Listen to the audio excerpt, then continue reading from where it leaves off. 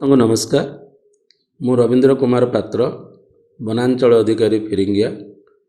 ଚଳିତ ବର୍ଷ 78ତମ ସ୍ୱାଧୀନତା ଦିବସ ଅବସରରେ ସମସ୍ତ ଫିରିଙ୍ଗିଆ ଅଞ୍ଚଳବାସୀ ତଥା କନ୍ଧମାଳ ଓଡ଼ିଶାବାସୀଙ୍କୁ ଆନ୍ତରିକ ଶୁଭେଚ୍ଛା ଓ ଅଭିନନ୍ଦନ ଜଣାଉଛି। ଆସନ୍ତୁ ସାରା ପୃଥିବୀକୁ ବିପର୍ଯ୍ୟୟରୁ ରକ୍ଷା କରିବା ପାଇଁ ଜଙ୍ଗଲ ସୁରକ୍ଷା କରିବା ଏବଂ ଜଙ୍ଗଲ ସୁରକ୍ଷା ଆମର ନିଜର ଦୀକ୍ଷା ହିସାବରେ ଗ୍ରହଣ କରିବା। ଆପଣଙ୍କୁ ନମସ୍କାର। ମୁଁ ରବୀନ୍ଦ୍ର କୁମାର ପାତ୍ର, ବନାଞ୍ଚଳ ଅଧିକାରୀ ଫିରିଙ୍ଗିଆ।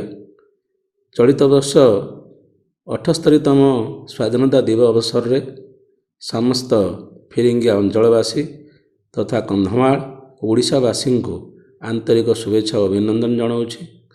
ଆସନ୍ତୁ ସାରା ପୃଥିବୀକୁ ବିପର୍ଯ୍ୟୟରୁ ରକ୍ଷା କରିବା ପାଇଁ ଜଙ୍ଗଲ ସୁରକ୍ଷା କରିବା ଏବଂ ଜଙ୍ଗଲ ସୁରକ୍ଷା ଆମର ନିଜର ଦୀକ୍ଷା ହିସାବରେ ଗ୍ରହଣ କରିବା।